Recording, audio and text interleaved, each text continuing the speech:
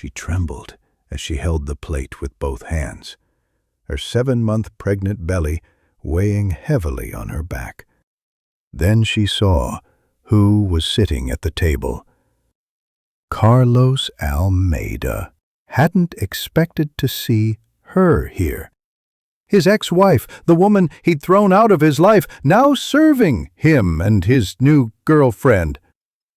Rain pounded against the windows of La Belle Époque, the city's most expensive restaurant, as Carlos pushed through the glass door, shaking water off his designer umbrella. He was 20 minutes late for dinner with Camila, his girlfriend of 6 months. At 38, Carlos was the kind of man who turned heads. Impeccable Italian suit, a Swiss watch worth more than most cars, and that arrogant posture of someone who'd never had to fight for anything in life. "Sorry I'm late, babe," he said, kissing Camila's cheek before sitting at their reserved table with a view of the skyline. The meeting with the Japanese investors ran long. We closed an $8 million deal. Camila smiled the way he liked, flawless, in a tight red dress, hair perfectly styled. At 26, she was a model, the perfect accessory for his lifestyle. Exclusive parties, international trips, luxury cars, everything money could buy.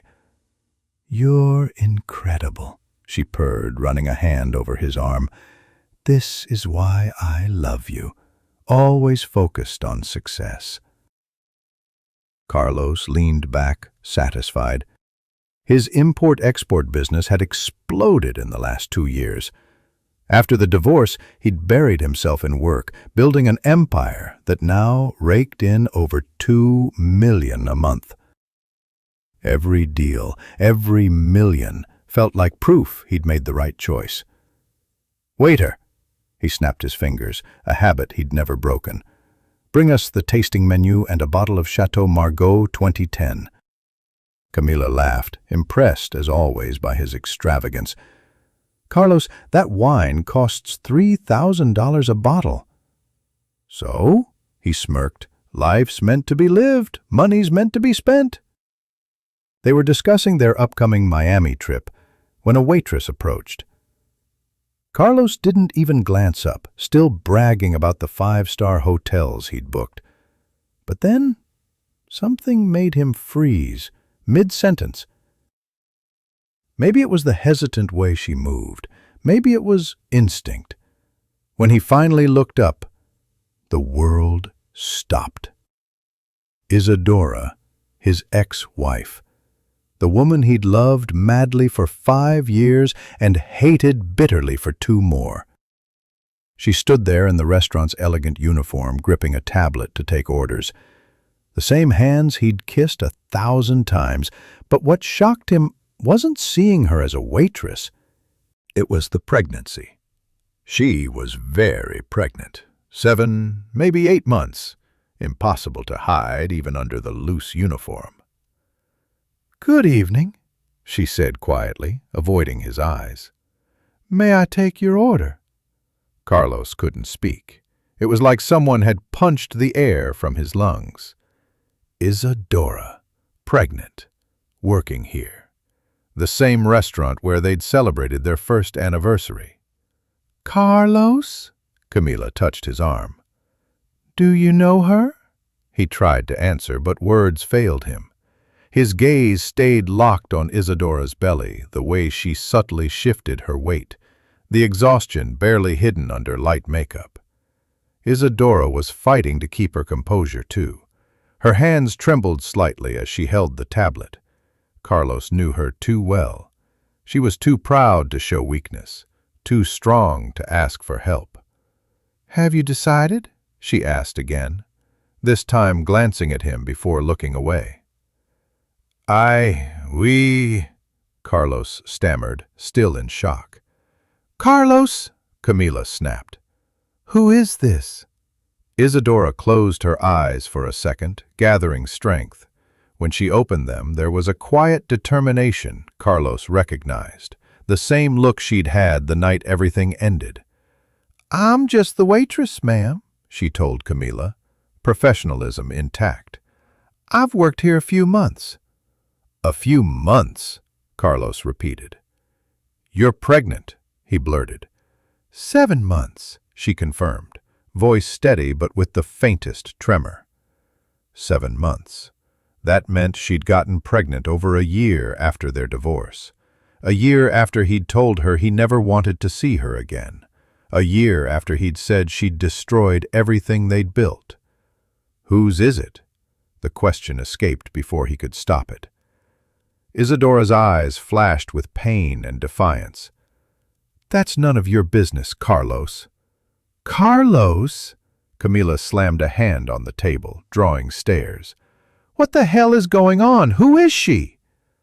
For a second he considered lying, but the way Isadora looked at him, the way that belly seemed to scream truths he didn't want to hear, made it impossible. "She's my ex-wife," he said softly, still staring at Isadora. The silence that followed was deafening. Camila gaped. Isadora lowered her head, and Carlos felt the ground crumble beneath him. "Your ex-wife is a waitress?" Camila hissed. "You never told me you were married." "Was married," he corrected automatically. "For 5 years." Isadora took a sharp breath. "I'll get another server for you." "Wait." Carlos stood so fast his chair toppled. "Isadora, wait." She stopped but didn't turn. He could see the tension in her shoulders, the way her hands clenched into fists. "Please," he said, voice raw. "I need to talk to you." "We have nothing to talk about," she said without facing him. "You made that clear 2 years ago." Her words hit like a slap. He remembered their last conversation at the lawyer's office, the horrible things he'd said, accusations that now echoed in this elegant restaurant like ghosts. "Carlos, I'm leaving," Camila announced, grabbing her purse. "I'm not sitting here while you have a meltdown over your pregnant ex." "Camila, wait!" But she was already storming out, heels clicking furiously on the marble floor. Carlos stood frozen, staring at Isadora's back. Other diners whispered, watching the scene unfold. "Isadora," he pleaded. "Please, just 5 minutes." She finally turned, and when he saw her face fully, thinner despite the pregnancy, dark circles barely concealed, a sadness in her eyes he'd never seen before, his breath caught. "5 minutes for what, Carlos?" she asked bitterly. "You want to know who the father is? Want to know how I ended up here? Or do you just want to satisfy your curiosity before running back to your pretty little girlfriend?" The venom in her voice cut deep. Isadora had never spoken to him like this, not even during their worst fights. She'd always been patient, understanding. This hardened woman was someone he'd created. "I just didn't expect to see you like this," he admitted. "Like what? Pregnant?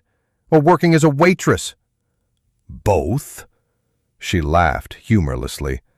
"Life didn't stop when you kicked me out of yours, Carlos. I kept living. I'm still trying to survive." "Kicked you out? You wanted the divorce." She stared at him like he'd lost his mind. "You filed for divorce, Carlos. You said you couldn't stand the sight of me. Okay, he cut in, noticing the stares. "Not here." "There's nothing to discuss," she said, adjusting her apron. "I have work to do, and you have a girlfriend to chase." "She doesn't matter," Isadora scoffed. "She doesn't? You're here with her, spending $3,000 on dinner. Obviously she matters."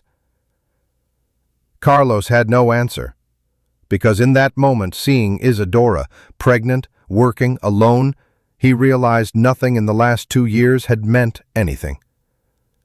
"The baby," he started, eyes dropping to her stomach. "It's not yours," she said flatly. "You can relax." "I didn't." "You did," she interrupted. And it's fine, you've always been good at assuming the worst. The truth stung. During their marriage, he'd grown paranoid, always suspicious, always accusing. That distrust had destroyed them. Isadora, I need to know what happened. How did you end up here? I ended up here because I need to work, she said simply. I don't have the comfortable life I had with you anymore. But you didn't have to be a waitress, he argued. You have a business degree. You're smart. Being smart doesn't pay bills when you've been unemployed for 2 years and 7 months pregnant, she snapped. No one hires a pregnant woman for an office job.